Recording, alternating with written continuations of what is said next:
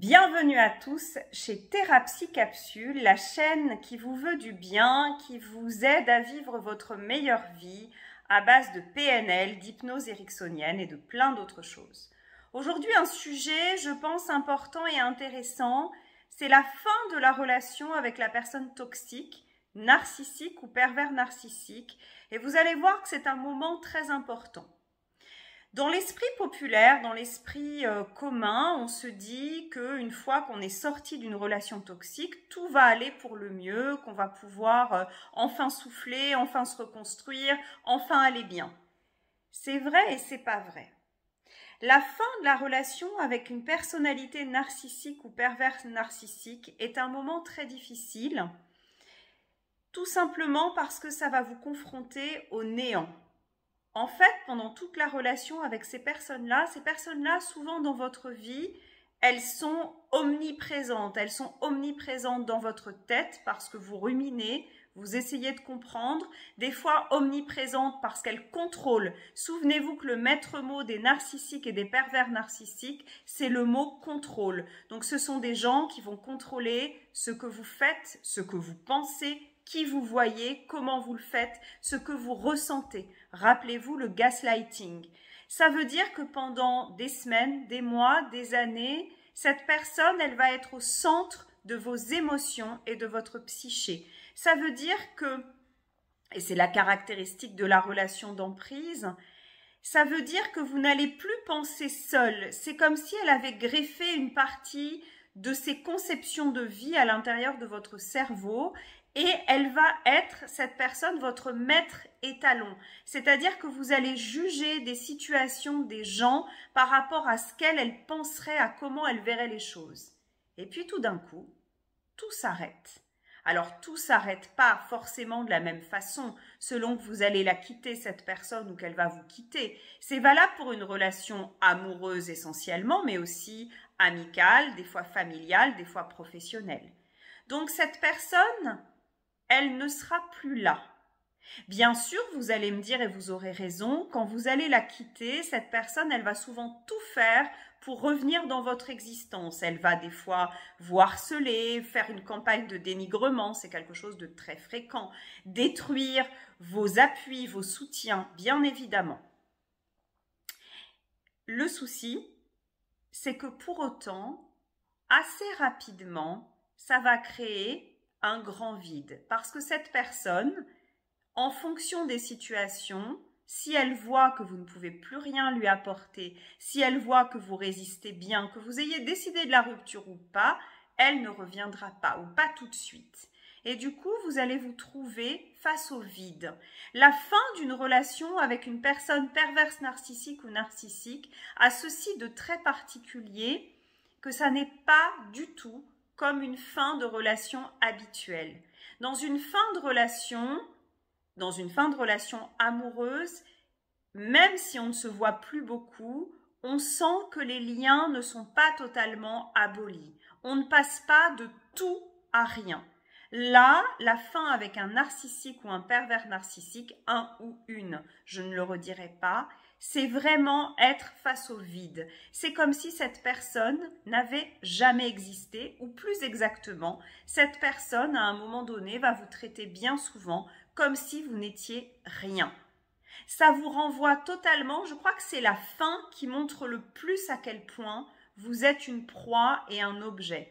Pendant toute la durée de la relation, comme il y a le renforcement intermittent, c'est-à-dire des hauts, des bas, des périodes de chaleur très intenses, des périodes de grand froid, vous pouvez avoir l'illusion d'être aimé, d'être apprécié, d'être une personne importante, surtout si vous êtes la proie principale. Si cette personne se nourrit de vous, elle vous met nécessairement au centre de sa vie. C'est exactement en période de famine l'importance du garde-manger. Maintenant, si cette personne, après, vous n'êtes plus son garde-manger, elle ne va plus avoir aucun égard. Elle peut passer à côté de vous et totalement vous ignorer. Elle va, alors certaines personnes vont me dire, et elles auront raison, oui, mais il y a la phase du retour, la plupart de ces gens reviennent à un moment donné. Oui et non. Ils reviennent, malheureusement pour vous, c'est pas une bonne nouvelle. Souvent, Notre estime de soi nous dit c'est chouette, peut-être cette personne revient, peut-être j'avais finalement une importance, peut-être que j'ai mal analysé les choses. Non, pas du tout. Le retour ne veut pas dire le retour de l'amour. Tout simplement parce que la fin de la relation avec un narcissique, même s'il y a ce retour fugitif, souvent éphémère à la fin, ça signifie, ça manifeste qu'en fait, il n'y a jamais eu de lien réel. Quand il y a des liens réels, il y a une attention portée à l'autre. On ne passe pas de tout à rien. Dans une relation normale, quand on se sépare, il y a des étapes.